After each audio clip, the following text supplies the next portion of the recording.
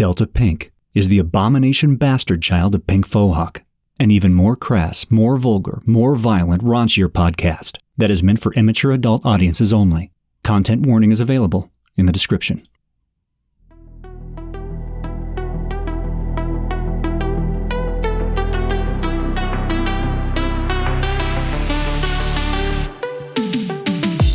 Hey everybody, welcome to Pink Fohawk. We are an actual play podcast, and we're best known for our Shadowrun 2nd Edition podcast, which has won some awards. We were actually nominated for an Emmy in 2022, which was pretty fucking exciting. So check that out if you haven't. I know I'm going to be posting this in some different places, so you may not have heard of us, but check that out. We're doing something a little bit different between seasons right now.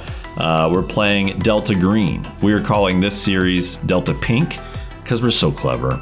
And this is our session 0, where we'll be getting to know our characters. You can totally skip this if you want to just get right into the action to episode 1. It's totally fine. A little bit about Delta Green first. It's a lot like Call of Cthulhu. It actually kind of is a branch off of Call of Cthulhu.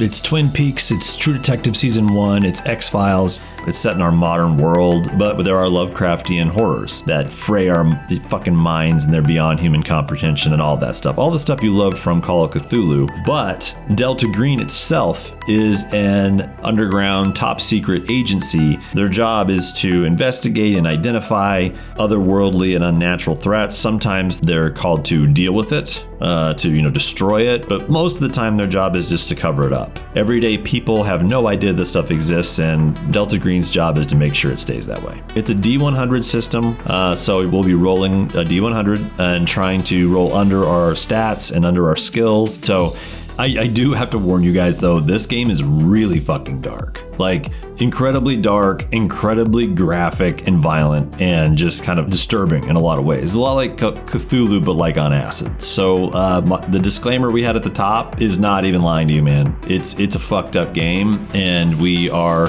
leaning into that. Obviously, we're goofballs, so we make things as light as possible when it makes sense, but this gets a little more graphic in areas that maybe, if that's something you're not really into, maybe pass on this, and that's totally fine. We come back to our Shadowrun nonsense soon enough with Season 3. So without any further ado, please enjoy.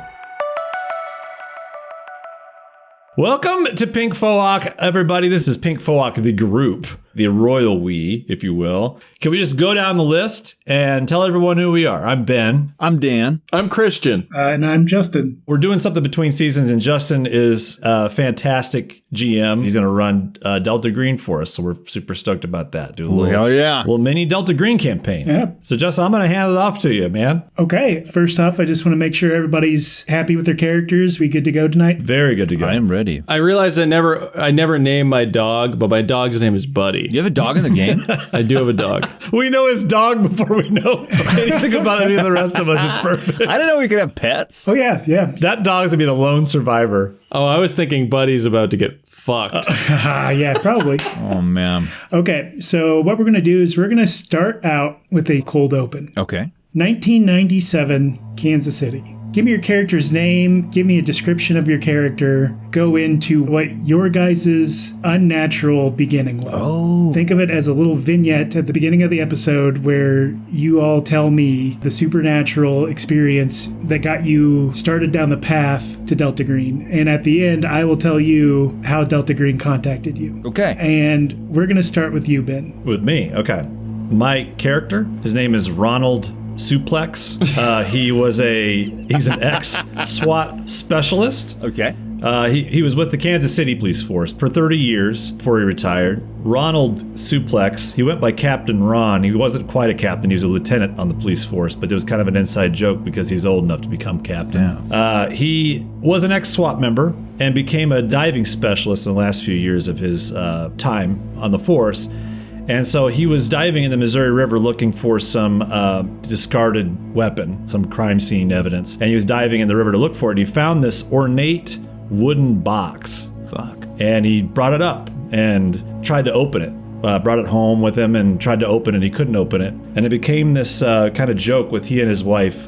His wife's name is Sandy. Yeah. And they would try to open this box. And for years and years, they couldn't get this box open. It was like a puzzle box. He took it to a pawn shop, and the guy said it looked oriental, but doesn't look like it's worth nothing. So he just kind of took it back home and kept trying to open it. It became this inside joke where when they had any time just sitting around the table, they'd try to open this box up. Yeah. So fast forward 4 years, he's washing the dishes. Ron's washing the dishes. His son... This sounds like a metaphor for their marriage. his son... Rip for her pleasure. What does that even mean? His son Gilbert, or Gil is his son, was doing homework at the table, and they heard from the back Sandy scream, I got it open. And they kind of look at each other in happiness, but all of a sudden they start hearing horrific screams of agony, bewilderment, and perverse pleasure. Oh, no. Whoa. She opened the box. She opened that box. She opened that found box. the Pain and pleasure. She got that box open. She opened that up. Is this what an orgasm is? Yeah. This is like a Freudian.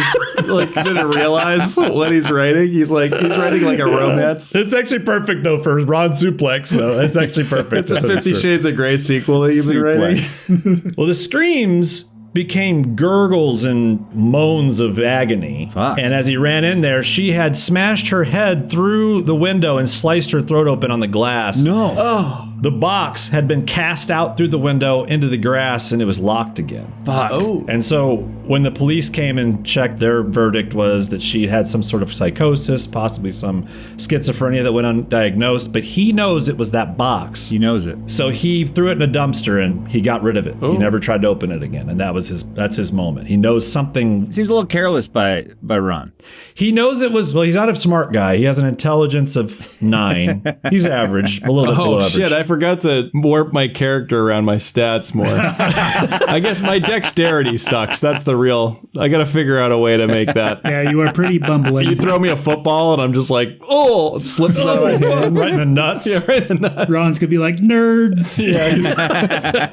Walk it off, nerd. Actually, that does fit. Oddly, it does fit my character. So that's my Delta Green moment. We threw it in a He knew- dumpster. That's it. That's what we Yeah, did. He threw it No, in. so just to paint the scene, he waited for the garbage truck to come. And the day after the incident, he put that thing right into the dumpster and watched the garbage compactor take it because he found it at the bottom of a river. He's like, if I throw this anywhere anyone can find it, they'll try to open it or sell it or something. I think this box is cursed. And he threw it in a dumpster and watched it get taken by the garbage truck. Yeah, Wow. and as the garbage truck is compressing, the man who is in gray overalls on the back of the truck, he jumps down and walks over and hands Ron an envelope. Inside that envelope is a address, and it just simply says "for answers." We'll move on to Christian. Okay. All right. Well, my character's name is Sam Maxwell, and he's just a cameraman who works for a local cable access station. He's 42 years old. He's a bachelor. Yeah. Spends most of his free time drinking beers and playing video games and building up his VHS collection. And one night he's working really late at the TV station. He's flipping through, he's digitizing some tapes or dubbing some tapes, if you will, and he is flipping through channels on their like giant satellite on the roof of the building, and he starts picking up this strange sort of almost Morse code like signal from somewhere out in the airwaves. Really? And he decides to start recording it on the VHS tape, and then he goes up onto the roof to investigate to make sure like there isn't something like birds or something stuck in the satellite dish. And when he goes up on the roof, he sees a strange sort of comet or something like go across the sky, and then he blacks out and he wakes up back in his studio apartment. Wow. He just kind of assumes it was a strange dream, but the next day he goes into work and he discovers the tape that he made. Realizes that his experience was 100% real. And what was he recording? What was his perception of what he was recording? We don't. Maybe some sort of a coded message, some sort of a and possibly I think that's what you're like. alien message. He wakes up and he realizes he's been anal probed. Possibly. I left that up to Justin's warped mind to fill in the blanks for me. So after you figured out that this was real, the next time you went to Blockbuster, what VHS? It's 1997. What VHS do you think Max is picking up? Tremors. Nice. That's a good one. Tremors. When was Tremors made? It had to be earlier than Way 97. earlier. In the 80s. Yeah, but in the it's 80s. a VHS from Blockbuster. Yeah. You got the hankering for some Tremors. You Hankering for some bacon. yes, exactly. Hankering for bacon. You grab that VHS, you take it home, and you're pulling it out. And there's a piece of paper on the inside that says, Sam Maxwell, want answers, and there's an address underneath. Fuck yeah. Got it. Nice. All right, Dan. Fuck yes. So I'm playing Reverend Dr. Montgomery Coeur d'Alene. He is he's 50 years old. He's a self-proclaimed Reverend Doctor of Anthropology from Tulane University in Louisiana. He has no degree. He has no degree officially, not a doctorate degree. He has a. But he still calls himself a doctor? He's a Reverend Dr. Montgomery Coeur d'Alene. Oh, gosh. Wow. Back in 1982, he got looped into going on some Catholic possessions, doing about 77 different possession cases over the course of 5 or 6 years. Most of them just basically amounted to nothing. They could be explained away. There was one that was the last one, and it was this girl named Rosa, and she was possessed by this entity called Baba Yaga. She perished. Reverend Dr. Monty went back to Tulane, finished his doctorate, tried to defend it, basically presented on the occult all of these possession cases and this girl, Rosa. And he was basically laughed off stage. Now the Reverend Doctor, he kind of leaned into religion. He's not a religious person, but he's basically a televangelist, and he sells religion to people over VHS tape. It's 1997. He's now living up in Leavenworth, Kansas, about 30 minutes outside of Kansas City. Mm-hmm. Anyway, he gets a call from a town called Atchison, Kansas, and they've got a kid who needs help. So he goes up to Atchison, Kansas. He meets this kid, Andy. He was actually waiting for him, and he addressed the Reverend Doctor by his name and title, knew who he was, and introduces himself as Baba Yaga. Does Baba Yaga know that he's not a doctor and just calls him Reverend? That'd be great. No, he respectfully calls him Reverend Doctor, which... That's the whole crux. It's like he doesn't even care that it's a possession. It's like he's just bothered by the fact that he won't call him doctor. Disrespectful. Disrespectful spirit. The boy Andy says that Rosa is down with him in the Underdark, and he's still feasting on her fingers and toes. It turns out the boy had been with a couple other kids in town, gotten in some bad water beneath a storm drain that is fed by the nearby cemetery, right? When he asked him who else he'd been there with, Andy just slits his throat right in front of his eyes. Oof. The phone rings. It's a family across town asking for the Reverend. Peter's the next boy, runs outside, gets hit by a semi-truck out front of the house. Fuck. Next phone call is Christine. She's hung from the barn rafters a few days after her possession ends. God damn. Heather is the fourth kid. She bashes her head on the cast iron tub until it's a bloody pulp. The fifth kid, his name is Julian. He attempts to swallow a fucking machete. They restrain him, they sedate him, and Doc Monty decides he's going to try and inject the medulla oblongata with a calcifying agent to get rid of the fear center of the brain. Bobby Boucher. The kid wakes up, he attacks the doctor, lifts him off the fucking ground, 13-year-old boy. And the Reverend told him, "You can take me, but I'm not afraid of you. And you can't have the boy either." The kid collapses, and it's gone. The entity is gone. Needless to say, in the month that followed this event, these 4 kids die, this 5th kid almost dies. The Reverend's church, this televangelist church, gets a lot of attention publicly, a lot of scrutiny, a lot of interest, and he doesn't know what much to make of it, but he's just kind of dealing with the aftermath because he's still managing his church, but also dealing with the fucking Baba Yaga event and not knowing what to make of it. God damn, that's a That tale. was intense. I was just watching Justin. Justin was like trying to jump into like a fucking like jump rope. He's like, when do I? I couldn't even see Justin because my fucking paper was over Justin's face, so I didn't see it. No, that's perfect. amazing. It's I don't expect anything less from Dan. Okay, thank you. Thank you. Right after all this, the media frenzy starts, but your church is growing. Yeah. You're doing some one-on-one counseling with some folks. Okay. Elderly woman who you don't particularly enjoy talking to. Her problems are very boring. She Right. comes in one day, right at the end of the counseling session, she hands you a little piece of paper and she says, "Oh, some nice man outside told me to give you this." On the Nice. paper, it just says, need answers, and then an address. It's just north of Kansas City. Okay. It's a big grain elevator that's long been abandoned, right along the Missouri River. Probably not far from where Doc Coeur d'Alene lives. Yeah, it's true. Exactly. It's not very far at all. I think it's funny if Justin's these things are just like the Nigerian prince. Like, they're just a scam that we all fall into. Y'all are going to get there and they get mugged, and that's the end of the story. Nope. Lose a kidney. There's a time on the piece of paper also. You all show up at this abandoned grain elevator. Yeah. You all pull up into this old parking lot at the same time. There is a man in a very nice black suit standing outside the building. Yeah. Gentlemen, welcome. My name is Agent Hill. I will be your handler from now on. Please follow me for your interviews. I'm just going to be kind of shifty-eyed looking around. Hold on, interviews. I was told there's going to be answers here. What's going on? He walks inside. He leaves the door open behind him. So like this kind of like, I'm imagining like a corrugated steel grain elevator or something like that. Like, So there's a big concrete grain elevator, and then there's a small concrete building next to it. Okay. The doors are metal. It does not look maintained on the inside. Got it.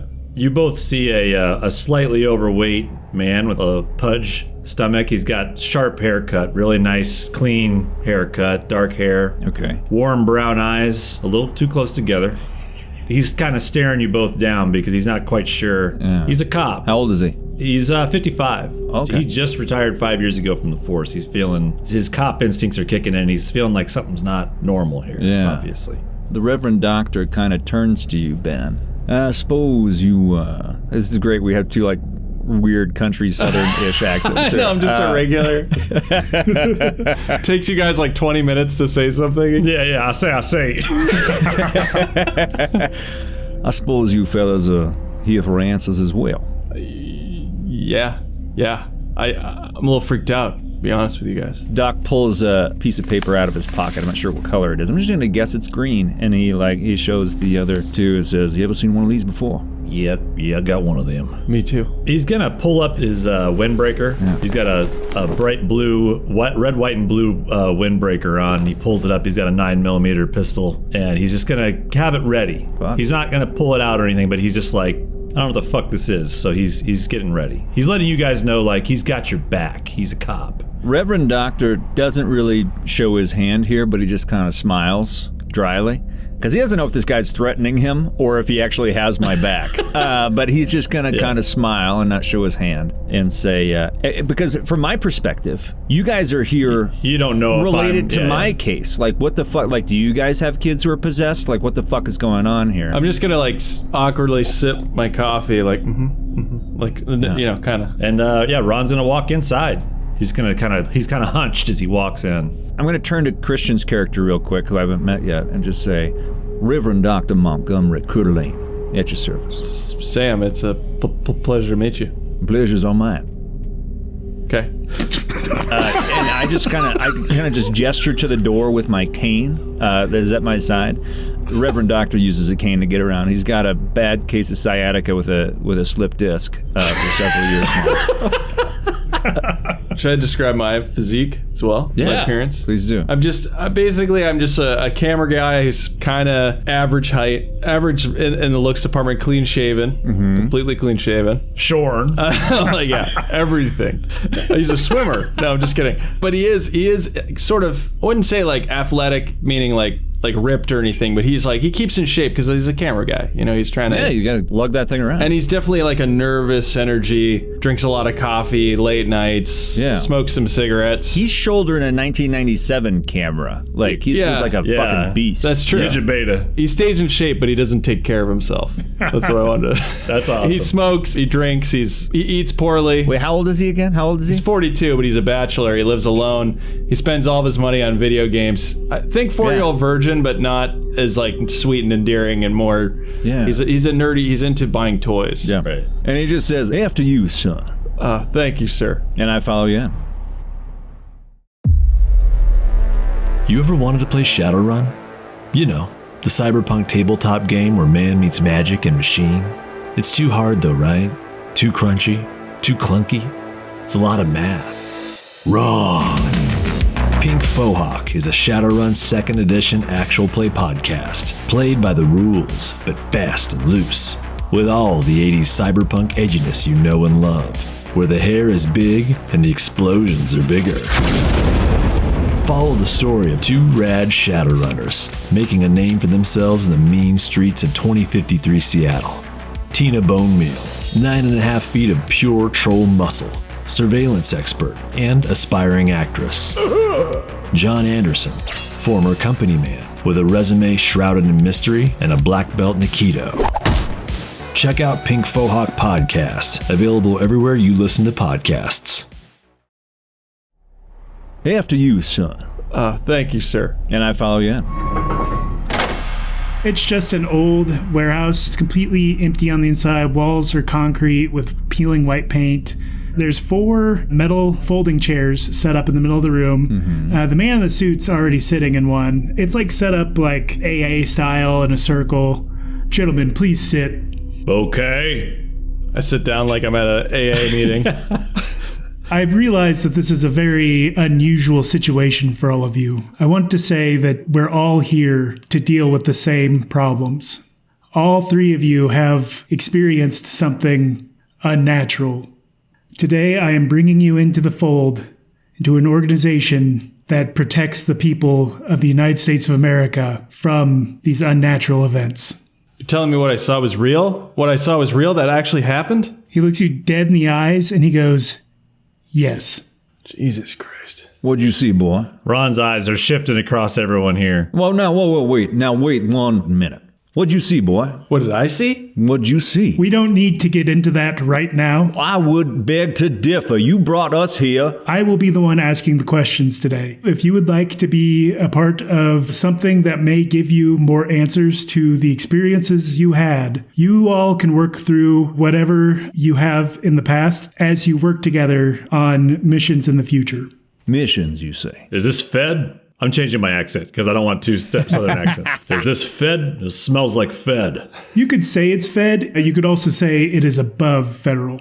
Above federal. Can I just say don't change your accent? Because you already did it. You already did I don't care. I like that. I don't care. It works. I'm being a fucking square. I think it's funny if this dude's now just a super square. Ben's a shapeshifter. He had a shapeshifter moment. I guess I'd put on an accent. I didn't trust you fellas.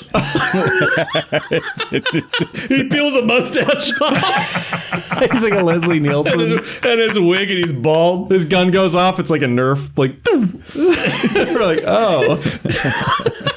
He pulls off a girdle and he's like 3 times fatter. He's like, oh, fucking Zap Brannigan. Nah, he's got the sharp haircut. He's looking at you guys. I say we let the man speak. Agent Hill, he looks around all of you. He goes, I've brought you here to recruit you as a new cell to my organization. Going forward, you may potentially be sent on fairly dangerous missions for the good of the American people. Jeez. I have several questions I need to ask you. These questions are a formality for our records. He sets down a tape recorder.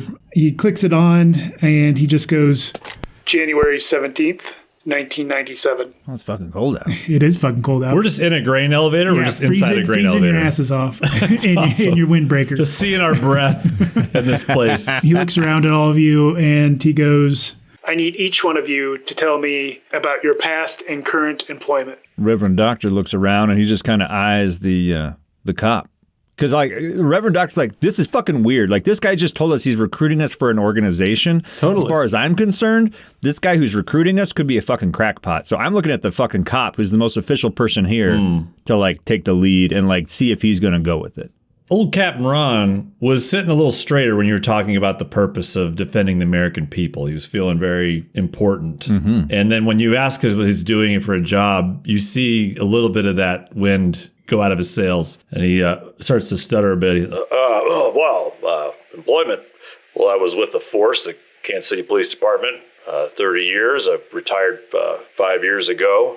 Lately, I've been consultant on computer video games. Really? Cool. He kind of lights up a bit. Sees, Yes, police squad tactics for a realistic isometric first-person scroller shooter.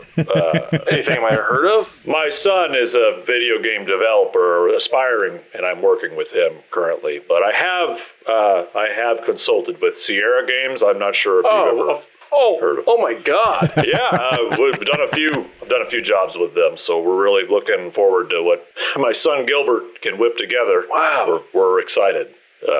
And he kind of looks back at the agent again and feels sheepish again because it's like not really a really cool job. Thank you, Mr. Suplex. Mr. Maxwell, could you please state your current and past employment? I'm a camera operator at a local TV station here in Kansas City, Fountain City TV, and do I still have a job? They expect me to be working tonight, and I've got bills to pay. I don't really understand. Is this an optional? What's happening here?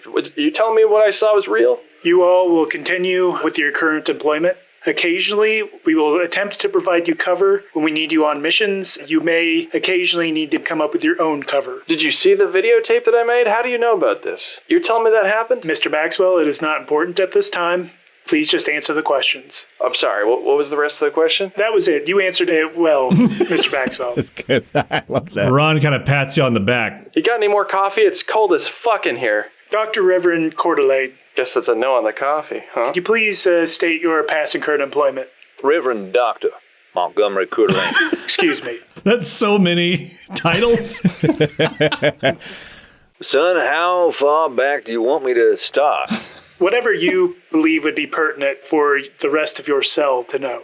Listen, if you want to know who I am, I started working on the barges back in 1968. But I'm assuming you don't want to go back quite that far, if you know what I mean. But I do not. Hey, come on, man. I'm freezing my nuts off. all right, fair enough. Listen, Reverend Dr. Montgomery Kulig, Tulane University.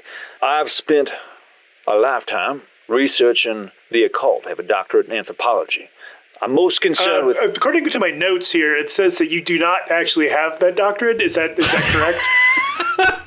You might want to double check your sources. There's been some discrepancies, but it has been ironed out, and I spent a lifetime, as I have said, researching anthropology and the study of the occult. I see. Listen, you invited me here, sir. You invited me. Would you like me to answer the question? Because I'd love for my cohorts here to know who they're dealing with, if, in fact, we are going to be working together. Yes, go ahead and answer the question. As I said, Dr. I am a Reverend. doctor of anthropology. I specialize in the occult, specifically superstitions, demonology, different belief systems throughout the globe that are disparate in terms of their connection to each other. It has always fascinated me. After getting my doctorate from Tulane, I leaned into something that was a little more lucrative, as we all have to do in academia eventually. Currently, I run a church. It is called the... Imagine us all just standing, hugging ourselves, seeing our breath, breathing our asses off. Currently, I run a church. It's called the Church of Conjure Croix. We offer the ability for our congregation to conjure the Lord. Thank you, Reverend Doctor. Thank you, Reverend Doctor. I think we understand here. You are a doctor of anthropology and a reverend, correct? This guy seems like he really knows what he's talking about.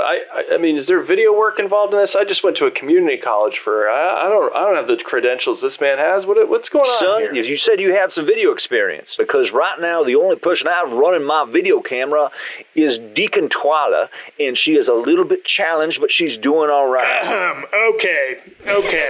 On to question 2. God damn. Ron says that. God damn. More of these. Gotta listen to Dr. Crawdad. Agent Hill looks back over to Ron. I'm going to ask something a little cliche here. Okay. What do you believe your strengths are? Well, For this question, I'm specifically asking you to tell me any of your abilities above 70. 70 or above. Oh, okay. well, tough as nails, strong-willed. I know I don't... Give me Sorry. So his power is 75. so go into your applicable skills. Oh, my skills. Yeah, your skills. What are you skilled at? Oh, I see. Not my attributes. Okay. Yeah. Well, I'm a heavy weapons specialist, firearms. I'm a excellent driver, alertness, very alert. Myself, unarmed combat. These are all above 70? Yeah. Jesus Christ. He's an ass kicker. He's not smart, but he's an ass kicker. Gotcha. Yeah, well, all kinds of unarmed melee weapons, firearms, heavy weapons, alertness, tactical. Jesus Christ. Quite impressive, Mr. Suplex. That is quite the list. He flexes his gut out and pats it to demonstrate that it's a gut, but it's a hard gut. It's a hard gut. It's got a nice musculature on the outside of it. Yeah. Yes. He looks over at the Reverend Doctor. Yeah. Reverend Doctor, what do you believe your skills are? Listen, I'm a man of studying history and anthropology. That's what I specialize in, and that's what I'm good at. And I understand the human mind, what makes it tick, and what people like. What they like to hear, what they're hiding behind. Are you picking up on what I'm liking and what I don't want to hear? I'm getting a sense of that. Mr. Suplex. My human intelligence is ample, as we like to say on this podcast. Now listen, as I said before, I specialize in the occult. It is one of my specialties. It is one of my passions, one of my interests. It links us in ways that I can't explain, but I seek to. And if I was just going to keep things above board, above 70, that's about all I could say. Wow. Also, very, very, very impressive. This is shaping up to be quite the team. This man is gaslighting the fuck out of us. Mr. Maxwell, could you please explain your strengths to us? He's not going to recruit any of us after this session 1, after this session 0. It's just like... Jeez. I mean, compared to these guys, I don't know. I mean, I suppose, both of these guys seem like they'd be excellent subjects for episode of television show, maybe on maybe police work or the occult. I suppose that my talents are in persuasion and explaining complicated subject matters to the public at large. I also know how to run a camera, videotapes, and sound equipment. He starts writing. He just goes, yeah, good. Okay, question number 3. Chris's character's gonna be the only one that survives. I fucking love Christian's character. I fucking love it. Yeah. He looks over back at you, Ron, again. Mr. Suplex, could you please tell me anyone you feel you have a connection or a bond to? I want you to really think about this, and I want to tell all of you right now, we already know the answer to this question, so be honest with yourself. I never entered my mind to be untruthful. Well, of course, my son Gil would come first to mind. He and I have been together his whole life. He doesn't know much about his son, but he's lately been building a relationship with him since his retirement, working with him on this video game. Yeah. That's awesome. And of course, I'm captain of the KCPD racquetball team. Good group of guys, good group of young men, shaping up to be a good team this year. And that's about it, I'd say. Ron? Yes, sir. You can be honest with me. Do you have anyone else that you feel you have a bond with? Well, I have a new girlfriend, Julia Ortega, but we're not that serious yet. I wouldn't quite call her bond yet. Don't tell her I said that, of course. No, I think that's about it. Thanks. He looks over at you, Maxwell. Mr. Maxwell, please tell me anyone you feel that you have a special connection with or bond with. I have a simple life. My dog Buddy, I suppose. I mean, he's my friend, and my friend Mark. We've been best friends since we were kids. He comes over and plays video games every once in a while. But he's got a family, He's got more important things to do than hang out with me usually. I guess, I've got some coworkers and people I've worked with. Who specifically would that be? I guess I mostly hang out with this woman Janice at work. She's kind of a bitch, but I don't know. I guess I call her friend. Agent Hill writes down masochist ?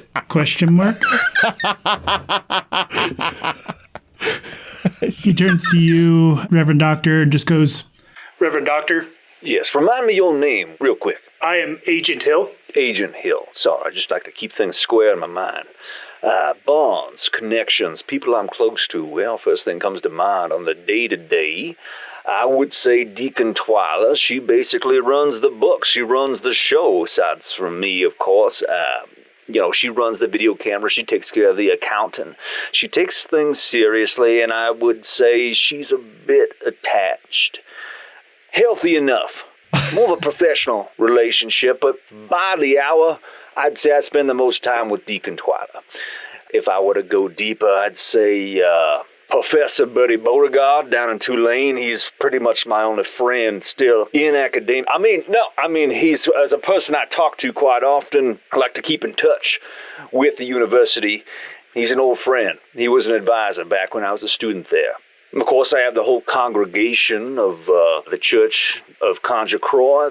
Just lastly, I would say Father Lucian Pacheco. He is my oldest friend that I can remember in my adult years. Don't see him very often. Every once in a while, I drop into his confessional. I like to surprise him. Don't like him to see me coming, if you know what I mean. He is a delight. And when it's time to share a war story, sometimes you need a war friend. Moving on to our fourth question. If you had an opportunity to stop what happened to you from happening to someone else, would you take it? What exactly did happen to me? I'm looking for some answers here. My ass was a little sore afterward. I'm just kidding. I'm just kidding. Mr. Maxwell. I must have slept on it wrong. Mr. Maxwell, we don't need to get into specifics about what happened. It was very unfortunate. We do not need to get into specifics. Unfortunate? Would you take the opportunity to stop what happened to you from happening to someone else? I mean, I guess so. I'm confused, and out of everyone here, you had the most horrifying thing happen to you. I did? I understand why you would want to help other people. Creeping crawdads, what happened to you, boy? This feeling of emptiness, like I feel like I've recoiled from most of the people that I know, even more so after this experience. I suppose that alone would make me want to not have anyone go through it, but honestly, I can't remember what happened. This kid went through worse than I did. He looks you square in the eye. There's like this fear and anger in Agent Hill's eyes, and he goes, yes. Jesus Christ. Fucking Christ. Of course I would. And Ron squares his shoulders up a bit and says, by God, I think I did do my little bit to stop it from happening to anyone else. All right? You did one little bit. And he sort of withers a bit and kind of unsteadily looks at the professor. Now listen, it sounds like we're all bearing our souls here today. So I'll tell you this. You'll get nothing from the truth. From me. I have what you would call a regurgitative reaction to mistruthing. Aren't you a televangelist? I speak the truth to my congregation, sir. And anytime you'd be interested in joining us for the truth, you are welcome to join. My mother-in-law catches your program, all right, sir? Looking for the right word. I don't know if that's kosher and act like I kind of know who this guy is. Yeah, no, it's fine. He's been on, the Reverend Doctor, he puts VHSs out. You guys can absolutely know who he is. I've been on the news in the last month or so. You guys have probably caught some stories out of Atchison. That's true. Police chatter, I'm sure, too. So listen, from the sounds of it, we'll have plenty of time to get to know each other, so you can save your judgment from when you actually know me, officer. And I will tell you this, Agent. What happened, as far as I'm concerned, didn't happen to me. It happened to those children, and God damn it, yes, I will do anything to stop the hunters from hunting this world. I will hunt them until the last of my days. Yes, I will. The last question. Will you join Delta Green? I'm just staring off, contemplating that I had the worst experience, trying to remember. Ron is staring the agent dead in the eyes. I've never heard of this Delta Green. And he looks at the two of you. I mean, I can be honest, I'm a little bit curious. I don't know what the hell's going on here. This is the weirdest day of my life. If I don't get any answers, I'm out of here. It's cold as hell here, and I'm taking my coffee, and I'm leaving. No, wait a moment, Mr. Maxwell. The boy's got a point. You said we'd get answers. What was in the box? What was in the box? What killed my wife? What box? He looks at all of you, and he just goes, listen, You have all tasted just the surface of the unnatural in this world. The longer you are with Delta Green, the more you will understand. I am giving you an opportunity to open your eyes. You either take this or you don't. If you don't, you walk away from here and you will never have any answers. Agent, I've got all kinds of answers, but I'm not sure any of them are the right ones. And to your question, do I choose to accept? I feel like you chose me. And so I say yes. Thank you, Dr. Reverend. Reverend Dr. Montgomery Kulig. Thank you, Reverend Doctor. I apologize for messing up your honorific again. The multiple honorifics. All right, I'm in. I suppose, I'd like to sleep on it, but yeah, okay, fine. From this day forward, you are agents of Delta Green. Today is the last day you will ever hear the words Delta Green together. I will be in contact in the future. You will be given operations sporadically. During those time periods, we may be able to offer you cover for your home life. We may not be able to. Each instance will be different. He stands up. He folds up his chair. He sets it up against the wall. Excuse me, would you like to take your tape recorder with you, or is that for us? Another agent walks out from behind one of the pillars. She turns the tape recorder off, picks it up, and follows Agent Hill out the door without saying anything. I'm going to sidle up to the Reverend and be like, that's a nice deck. That's a Sony HR76. It's really high quality preamps, SP record time for really high quality sound. Pretty sweet to pick one of those up. My goodness, boy, you got a talent. What'd you say your name was again? Sam Maxwell. Reverend Dr. Montgomery Kulig. I look over at Ben. Ron Suplex. Nice to meet you both. Cool name. That's what my son says. That all said, what the fuck was that? Yeah, that was pretty crazy, man. I still don't know what the hell's going on. I feel like I'm still asleep. Yeah. I don't know if it was a mistake. Couldn't gather from what that man said whether we're working together or separately, but I know a bar nearby if you all want to grab a couple of beers. If they've got Kentucky bourbon, that'll work just fine for me. Sure. Yeah, they got the snooty stuff too, Doc. They got Miller High Life. That'd be great for me, too. Champagne of beers. They got buckets of Miller, all right? He slaps the boy on the back again. Loves this boy. Remind me of Gil.